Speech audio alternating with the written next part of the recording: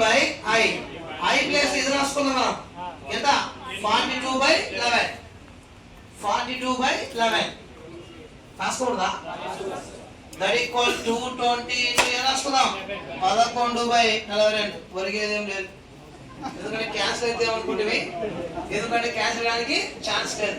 ఇలాంటి సమయాల్లో అది వేసుకునే మేము అది 3.81. సర్లే ఏం కాదు రైట్. దట్ ఈక్వల్ టు చూద్దాం రైట్. 0 11 రెట్లు 22. 22 2 11 రెట్లు 22 ఒక 2 24. సో 2420 బై ఎంత అండి? 42. దట్ ఈక్వల్ టు మనం డైరెక్ట్ భారానికి వెళ్ళొచ్చు లేదా కొట్లని కొట్టవచ్చు.